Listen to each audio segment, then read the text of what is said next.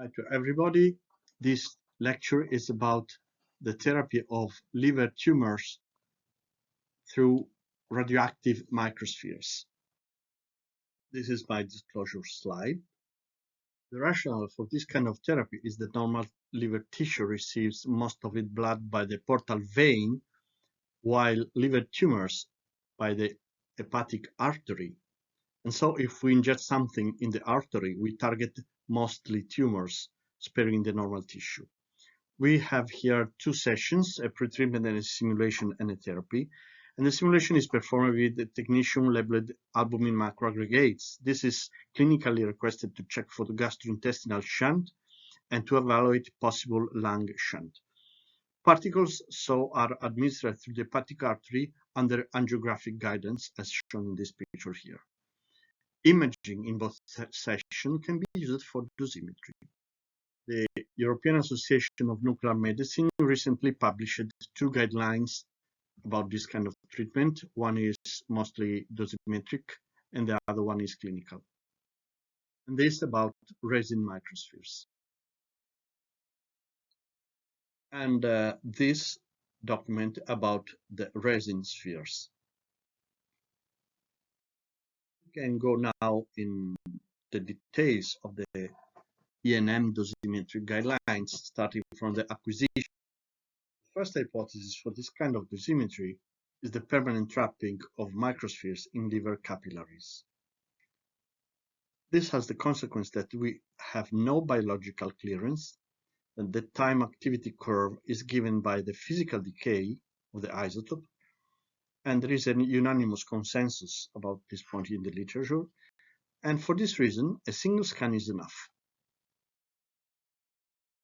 One risk we have in this kind of therapy is when microspheres can reach the lung, escaping from artery to veins. And so the question is, for the acquisition of the simulation, when we have to cover the lungs with the field of view. And we have to start with the planar scans, and we have to see immediately if there is a low lung shunt. There is no need to evaluate also the lung in SPECT.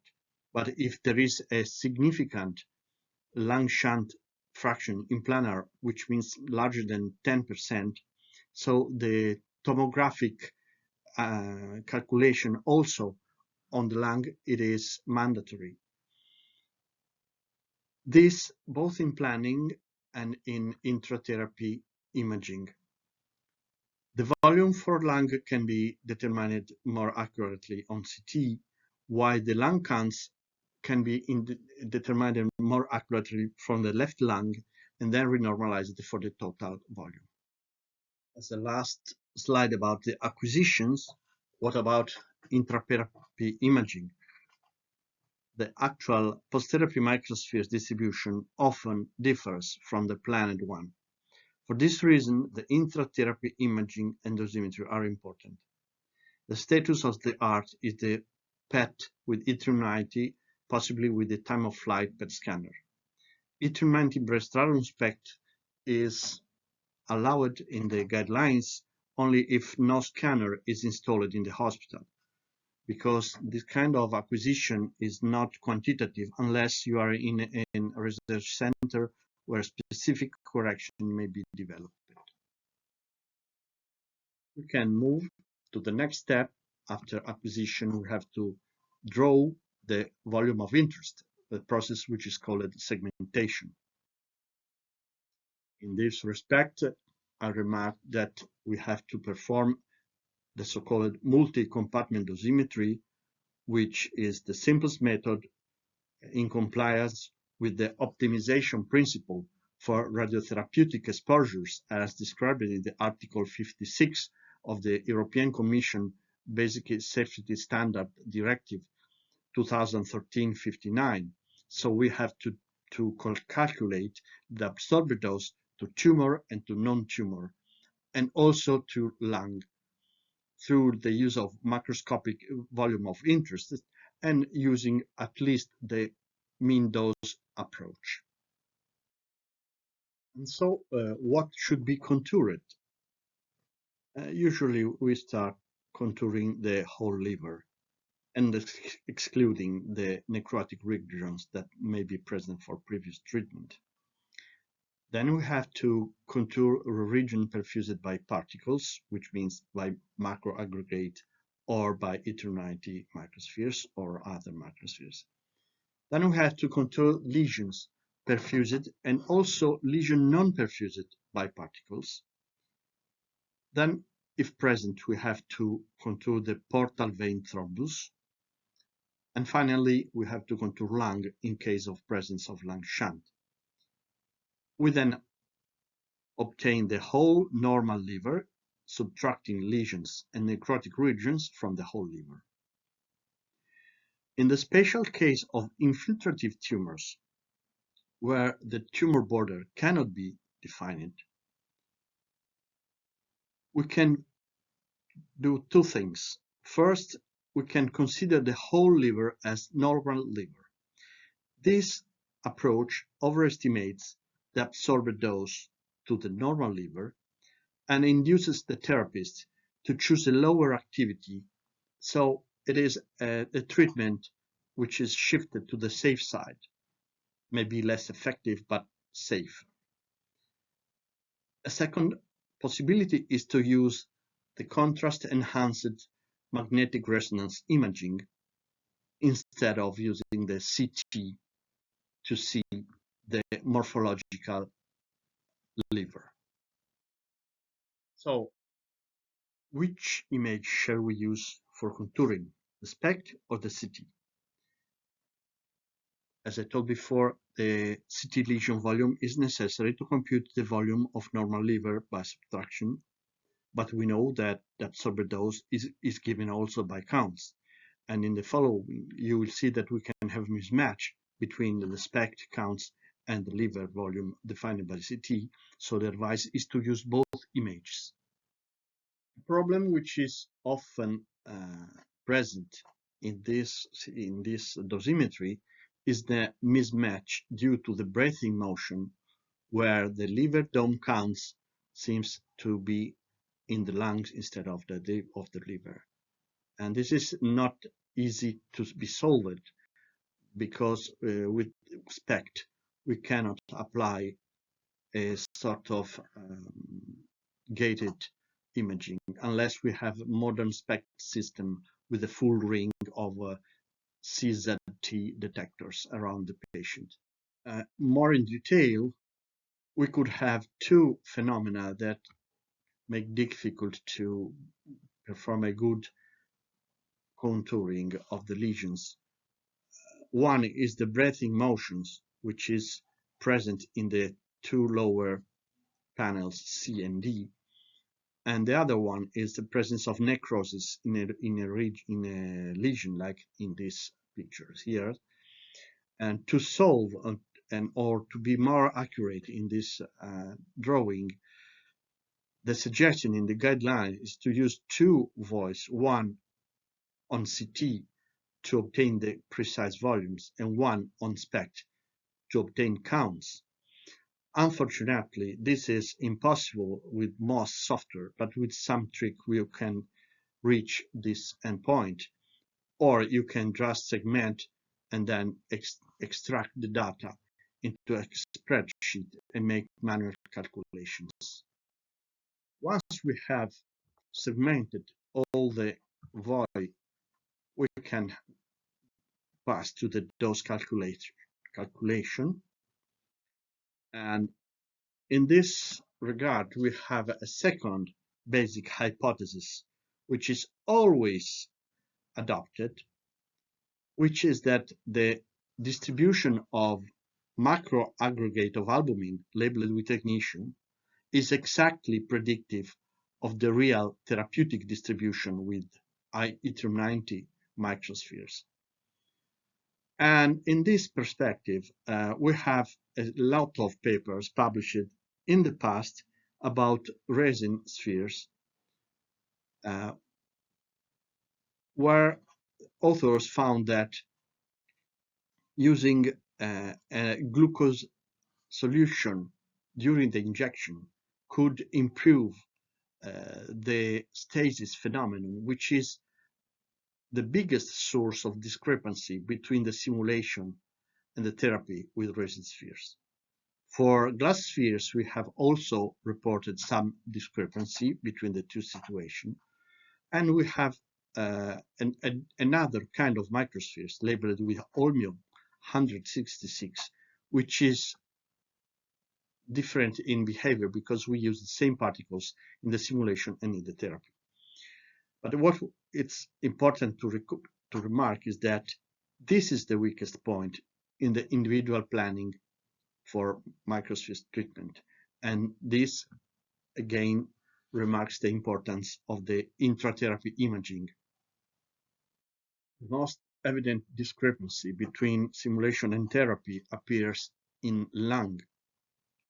Here you see pictures of co-registered images where in gray you see the macroaggregate technetium distributions, and in color with the exaggerated luminosity you have the E290 PET, and you see that there is almost no particle in the lungs while technetium predicted a lot. This is also something which happens frequently with macroaggregates, but it is then non-confirmed in the E290 PET verification. One of the major reasons for this discrepancy is the difference in size and number of albumin macroaggregates with respect to microspheres. In these photos taken with optical microscope, you see the macroaggregate are not spherical and are something of non-well-defined shape, while the glass microspheres are spherical in this case, and the same is for resin microspheres. The point is that microspheres have a very narrow distribution in size, for instance 25 microns plus minus 5, while you see in this paper, which is reported here, the distribution in size of macroaggregates is very wide, and so we can have very small macroaggregates which escapes more easily from capillaries and go to the vein and so to the lungs. The situation is different in liver because in this case we can have a higher or a lower amount of microspheres going to the voice, and we can consider this picture here where we excluded cases with angiographic mismatch due to different position of the catheter during the injections. And in the left side of this slide, you have patients injected 4 days after calibration with 0.6 million of microspheres per gigabecquerel. And you see that in this Bland-Altman plot, the difference between the simulation and the actual therapy in absorbed dose to lesion has a 2 sigma at about plus minus 300 grays, while for the normal liver this difference is present but is much less, plus minus 15 grays.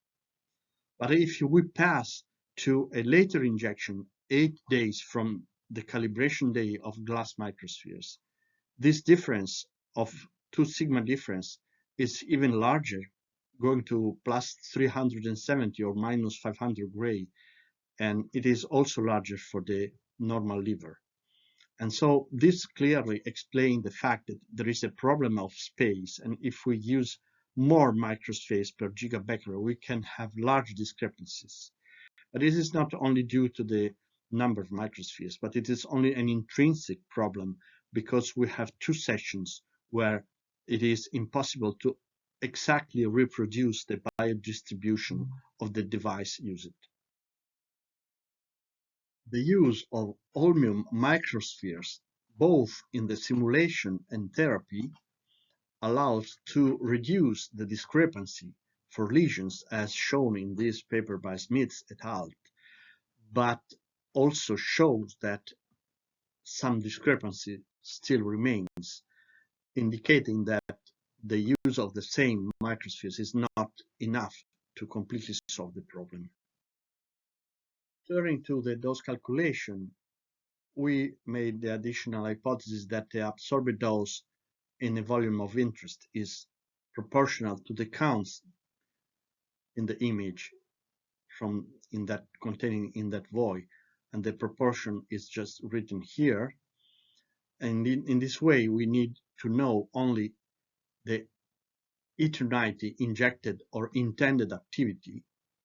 And for the quantification, we use the so-called patient relative conversion factor, CF, which is given by the total activity administered divided by the total counts contained in the lung and plus liver. And the formula to have the mean absorbed dose in a void is given by 49.75, the activity in the void divided by the mass of that void. Once the medical physicist has determined or predicted the absorbed dose to the several regions I mentioned before, which is the criterion we have to use to plan the therapy. We have to consider the tumor dose, the non-tumoral liver absorbed dose, or both.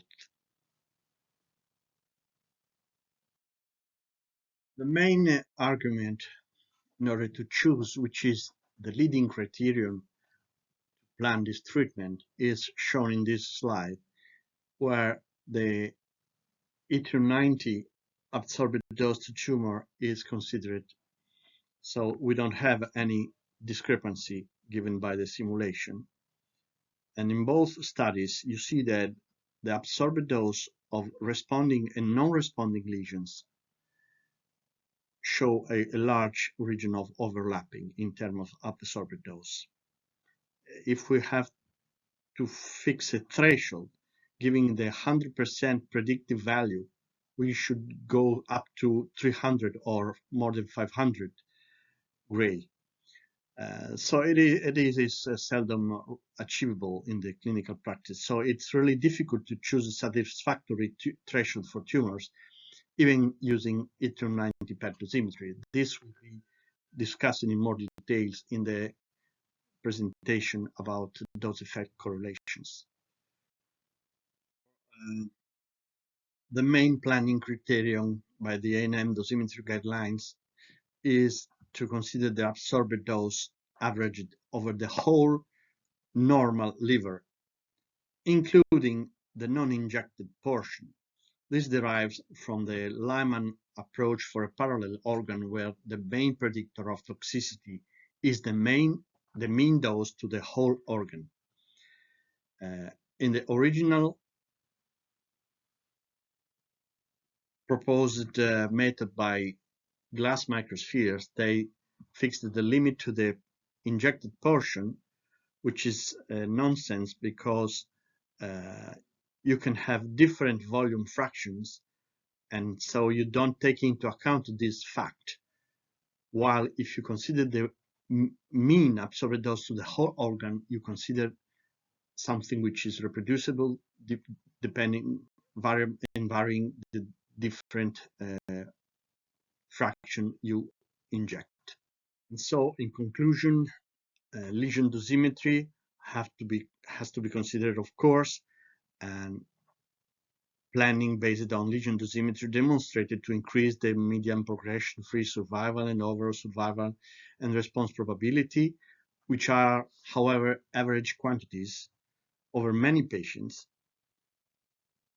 We have largely inaccurate prediction by macro aggregate in some individual patients, and it is difficult to define an efficacy threshold even using a reliable ET90 intratherapy PET data.